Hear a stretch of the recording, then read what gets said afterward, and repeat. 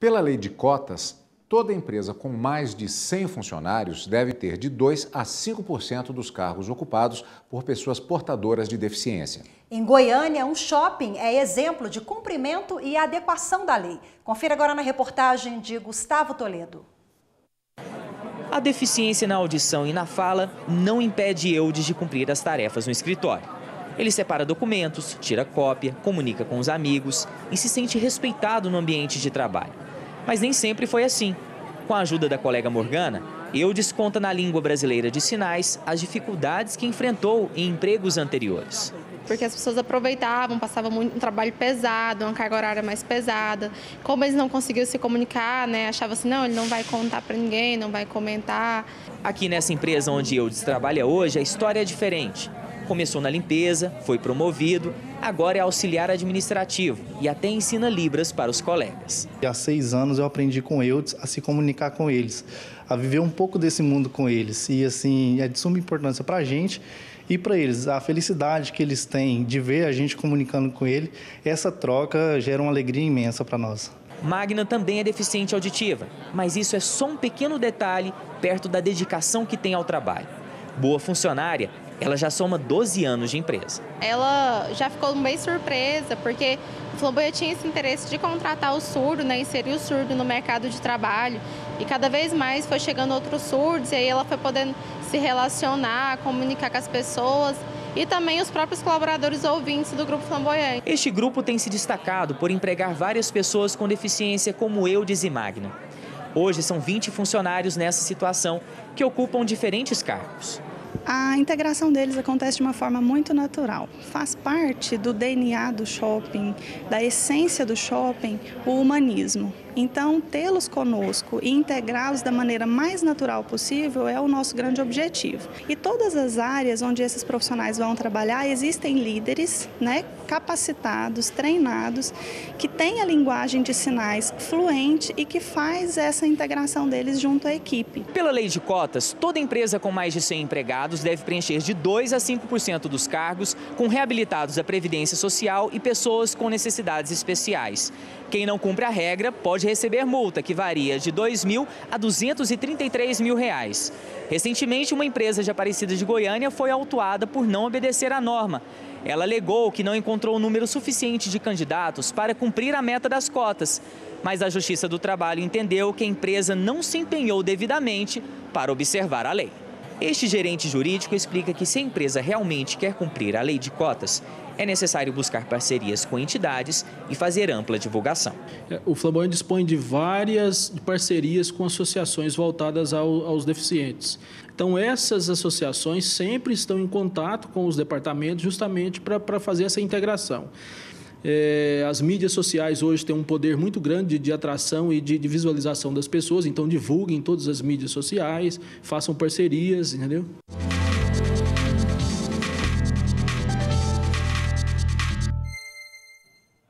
E a gente continua neste assunto, agora aqui no estúdio, conversando com a advogada pública federal, Débora Vasti. Muito obrigada pela participação em primeiro lugar. Boa tarde. Boa tarde.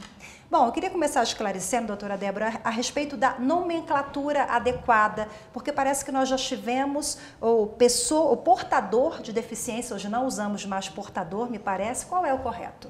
O correto é pessoa com deficiência. É uma nomenclatura utilizada pela ONU. Por quê? Porque essa pessoa, ela tem um nome, ela tem um sobrenome, tem que ser mantida a dignidade. Nós temos que afastar qualquer tipo de preconceito, qualquer tipo de desigualdade. Então, é pessoa com deficiência, é a nomenclatura correta e a legislação atualmente está nesse sentido, pessoa com deficiência. Doutora, nós vimos na reportagem agora especificamente a questão das cotas nas empresas, que é o nosso assunto principal, mas eu gostaria antes de perguntar a respeito de cotas que existem em situações diferentes também, como por exemplo no serviço público. Sim, no serviço público nós temos uma cota de 20% para pessoas com deficiência e inclusive nos concursos públicos também. Elas concorrem a vagas específicas para pessoas com deficiência. Doutora Débora, as cotas são suficientes para garantir a inserção dessas pessoas no mercado de trabalho ou precisamos associar as cotas também com políticas públicas e outras ações? A cota, ela é um passo inicial, é um primeiro passo. É uma forma de inserção, é uma forma de reconhecimento da capacidade de trabalho dessas pessoas. Elas têm aptidões próprias, elas costumam ser bons funcionários, as empresas que os contratam não têm assim reclamação, elas são superiores à média dos funcionários contratados. Doutora, é importante, além da admissão, justamente o acompanhamento do trabalho propriamente dito, porque como a própria doutora falou, elas muitas vezes têm até mais foco em determinadas atividades do que em um outro funcionário. Isso é muito comum de acontecer. Esse direcionamento, essa orientação, ela é importante também como uma política interna de continuidade para a eficiência dessas pessoas? Sim, com certeza. A empresa ela tem que prover condições, acessibilidade, fazer um trabalho com os outros funcionários também, porque é um trabalho sobretudo de conscientização de que ela está ali, ela tem direito a um salário igual por trabalho igual, ou seja, ela é um colega de todos como qualquer pessoa. Agora, as empresas com mais de 100 funcionários que devem preencher de 2% a 5%, né? A empresa que não se adequar a essa norma, quais são as sanções? Existe uma fiscalização para ver se isso está sendo feito de forma correta? A fiscalização é feita pela Secretaria do Trabalho e existe sim multas que são aplicadas às empresas que descumprem. A regra é que qualquer pessoa que tiver ciência de violação de lei, nesse sentido de pessoa com deficiência, ela pode reportar à autoridade competente. E a multa vai de R$ 2.411 até R$ 251 mil em uma fração. As multas costumam ser aplicadas de acordo com a gravidade da infração no caso concreto. Existe algum tipo de isenção fiscal, por exemplo, para essas empresas que se adequarem a essa regra, independentemente de ter 100 funcionários ou não? A empresa que quiser aderir, o Estado dá alguma contrapartida como incentivo? Existem benefícios, né, estabelecidos em lei, mas assim, o mais importante que eu entendo que deve ser passado é que essas pessoas também têm direito a isenções fiscais.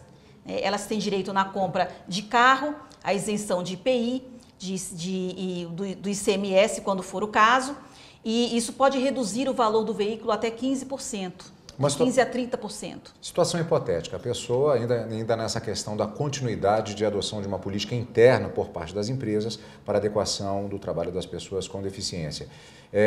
Banheiro, por exemplo, longe, conheço um caso de uma pessoa que foi admitida como cadeirante, o banheiro ficava no último andar, no último corredor que ela poderia ter acesso. Em uma ocasião, pelo menos, ela acabou se urinando porque não conseguiu chegar, o acesso era difícil. O que é que a pessoa pode fazer nesse caso? Primeiro, conversa com a empresa, é um caso de denúncia, o que acontece em situações assim? Primeiramente, a empresa ela tem que se preparar internamente, ela tem obrigação de dar condições de acessibilidade, ela tem que preparar acesso, rampa, o banheiro especial também, né, com todas de forma a prover segurança para a pessoa com deficiência. Então, isso aí é da mesma forma que o EPI, que o equipamento individual de segurança, a empresa tem obrigação sim de providenciar toda essa acessibilidade e segurança da pessoa com deficiência no trabalho. Ok, doutora Débora Vasti, muito obrigada pela participação, advogada pública federal, boa tarde. Obrigada, boa tarde. Obrigado. Boa tarde.